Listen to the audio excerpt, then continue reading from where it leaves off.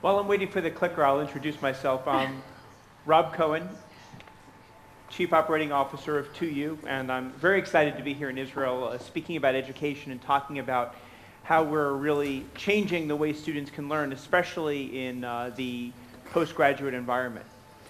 2U partners with the world's best institutions to develop online learning programs, mostly master's degree programs, but also moving into K-12 as well. Moving into college as well. You can see here that our brands are the best institutions in the United States, and very soon we'll be offering international schools as well. The primary part of our business is offering top master's degrees. Each of these schools offers the same degree online as they offer on campus. They have the same admission standards, they have the same tuition, they have the same outcomes. So each of these schools has gone all in and said students who get online education will get the same degree as students who come on campus.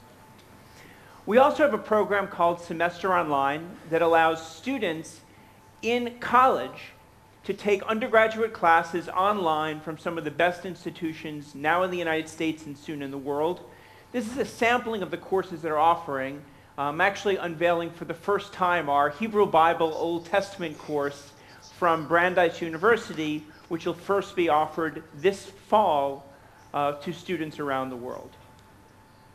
We all know that online education is critical to the long-term success of institutions. Over the last 10 years, university administrators have gone from 48% to nearly 78% of them saying it's important. But even though they know it's important, they may not know how to do it. And that's what I'd like to talk a little bit about. Schools struggle to go online for a number of reasons. They use technology, but they use technology that's intended to make an on-campus program more successful. An online program needs different kind of support. It needs to be a place for students to meet because they're not going to see each other face to face. Schools are not good at worldwide recruiting. If you're going to build an online program, you want to be able to recruit from the whole world, just not from your neighborhood. Schools don't know how to do that. Online programs need cash to develop, and schools are often not willing to risk their money to make that happen. But most importantly, schools want to just put their toe in the water. They want to take a chance, and that's the wrong way to go online.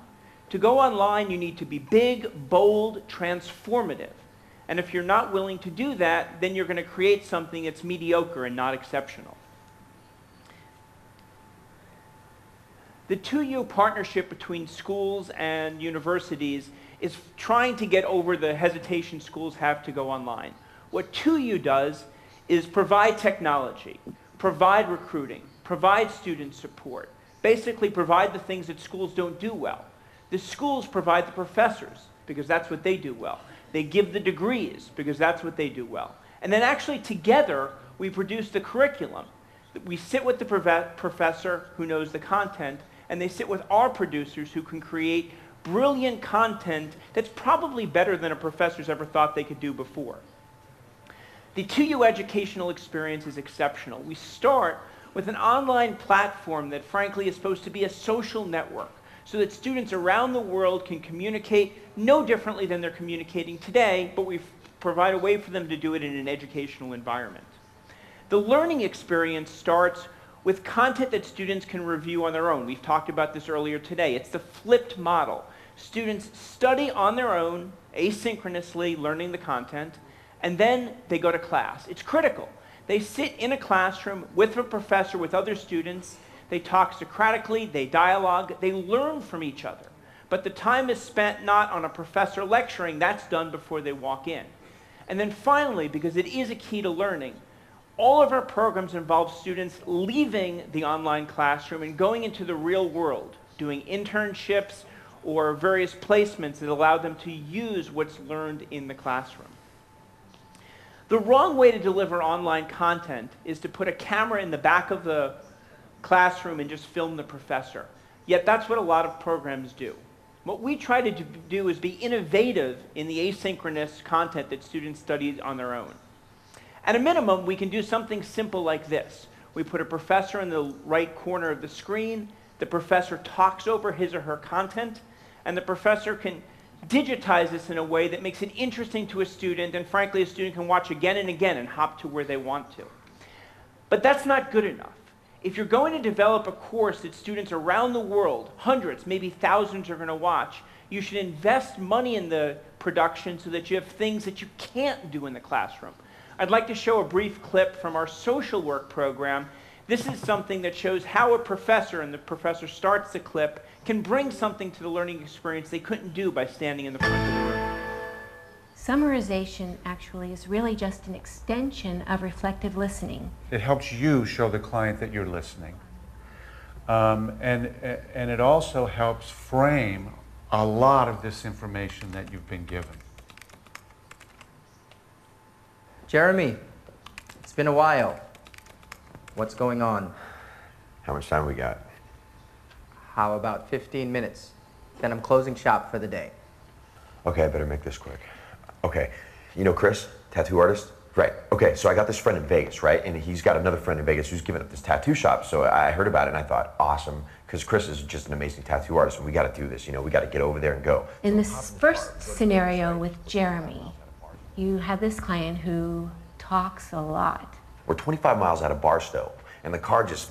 So instead of a professor talking about a student or a professor talking about an experience, we can bring the experience into the classroom so that students can watch what happens in the real world. But after all of this asynchronous content, students go to class. They sit in a learning environment just like this, professor, student, other students, all interacting. Professors say this environment is better than the classroom on campus because there's no back room. Everyone is front and center. If you go to the bathroom, there's an empty face for you. And it's in this interaction that you can actually do the learning, discuss and use what goes on in the asynchronous content. The teaching model, though, is a little bit different. To scale, we can't have one professor teaching thousands of students. So we take a lead professor, the subject matter expert. We work with them to develop the content. And then the university scales by hiring professors, frankly, around the world to teach the small group sessions that we have here. Our MBA program at the UNC, which is a top 20 US MBA program, has an accounting professor that teaches every week from Israel. Because there's no reason an Israeli teacher can't teach students around the world using a platform like we have. Our placements are also worldwide. Our social work program and our teaching programs, which are the first ones that we created, have students from around the globe, and these numbers show the places we've actually put students to do on-the-ground learning experiences based on what they've learned in the classroom.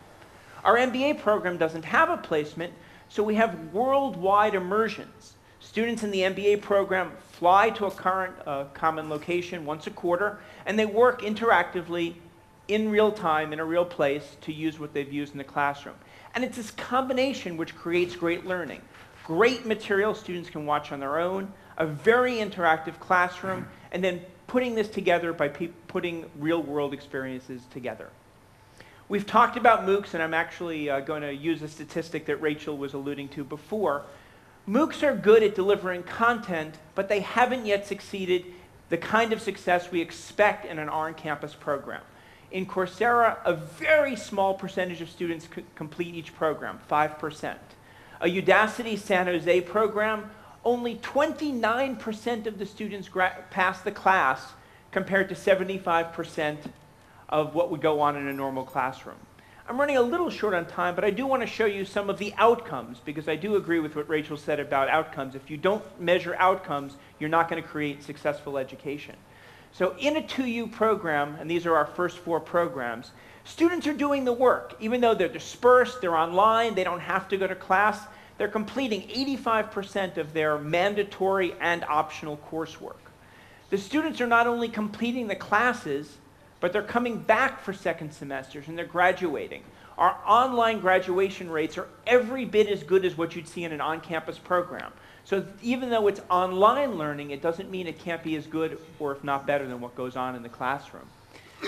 Outcomes do matter. Our students in the program fly to campus to graduate. They get jobs. In our teaching program, which is a pretty challenging profession right now in the US, Over 90% of our graduates have teaching jobs full-time within 6 months of graduation. And the professors are raving about the platform. They're talking about it as being very effective at being able to communicate with their students.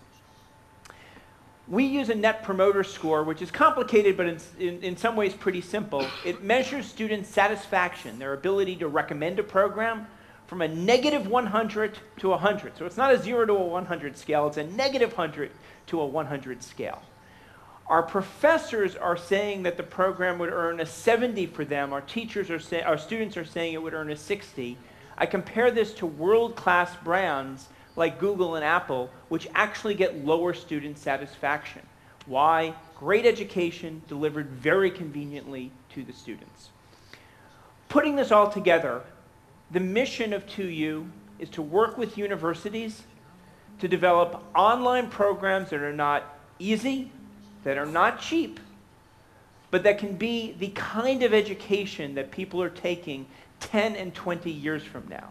We do that by working with real students, with admission criteria that are no lower than are on campus, by working with real professors. This isn't self-learning. Professors matter. Our programs include working with real professors and ultimately generating real outcomes so that students can value and get what they need to out of this online education. Thank you very much.